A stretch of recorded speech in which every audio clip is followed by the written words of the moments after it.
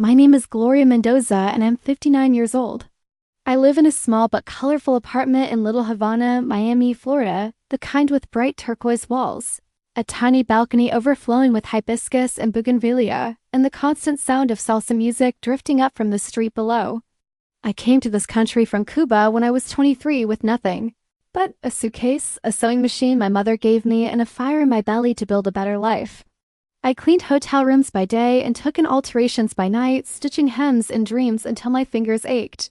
I raised my only son, Carlos, alone after his father died in a boating accident when Carlos was 8. I never remarried. I poured everything into that boy, every overtime shift, every skipped meal, every prayer whispered over his homework. He grew up watching me work, helping me pin patterns and thread needles. "Mommy, when I grow up, I'm going to buy you a big house with a pool," he'd say, his dark eyes serious. I'd laugh and ruffle his hair. "Just be happy, Mio." That's enough. Carlos made good on his promise in his own way.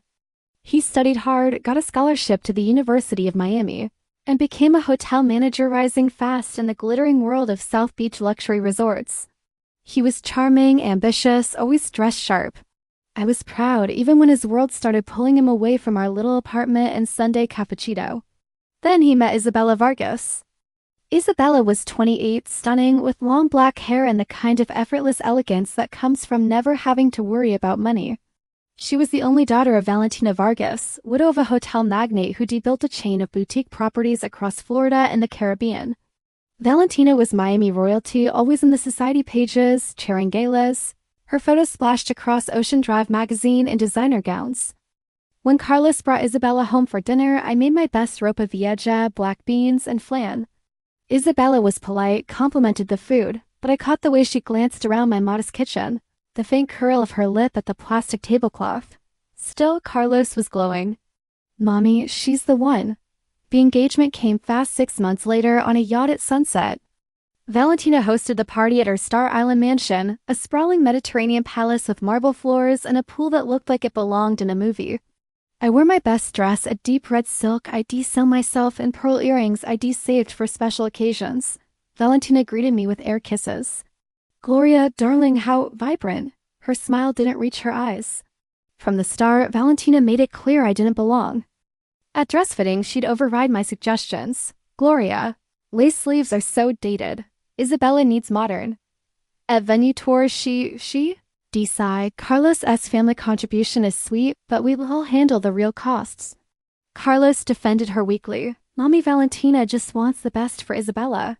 I swallowed it, told myself it was normal that in-laws clash. But the barbs sharpened.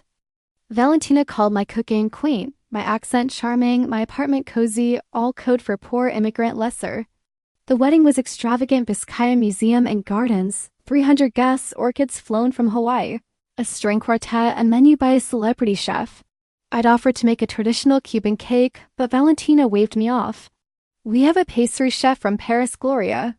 I sat at a table near the back, surrounded by strangers who spoke of yacht clubs and private schools. The reception sparkled under fairy lights. Toast began: best man, maid of honor, Carlos's sweet words to Isabella.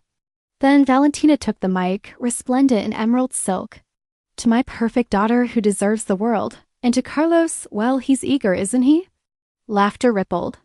Persistent, like his mother, more chuckles. Then, as she passed my table, she tripped, flinging a bowl of hot mojo sauce, garlicky, citrusy, scalding across my lap and chest. It burned through my dress, searing skin.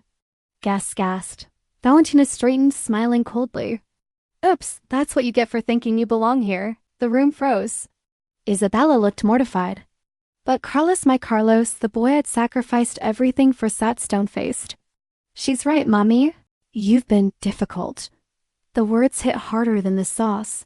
My face burned, sauce dripping, but I didn't cry. I dabbed with a napkin, stood tall, and walked out with dignity, heels clicking on marble.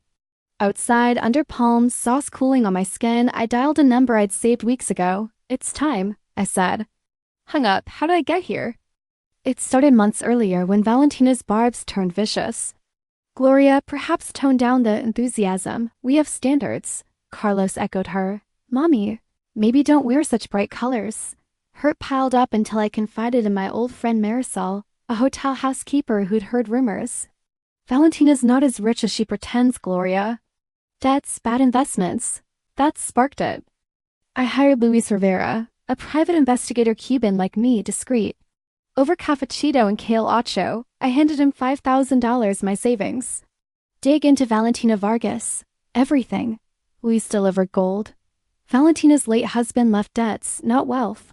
She'd embezzled from the hotel foundation millions siphoned for personal use, gambling in Bahamas, plastic surgeries, a secret condo for her young lover, a tennis pro half her age. Affairs, hush money, forged signatures. The hotels teetered on bankruptcy, banks circling. Proof, emails, bank records, photos of her with the lover. I kept it hidden, waiting. Hoping Valentina would ease up. She didn't. The wedding night after her assault and Carlos's betrayal, my call went to a Miami Herald reporter I'd met through Lease. Release it. Next morning, headlines. Hotel heiresses' dark secrets. Embezzlement.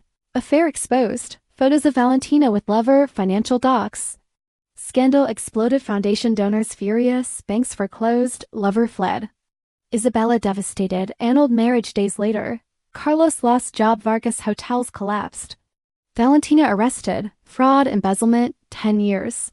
Carlos came crawling months later, broken. Mommy, I was blind. Valentina controlled me, money, status. Forgive me, I did slowly. He moved back temporarily, worked entry-level, rebuilt. Isabella visited once. Thank you, Gloria, you saved me now. I sew wedding dresses for brides who value heart over hype. Carlos manages a small boutique hotel, honest work. Valentina rots in prison alone.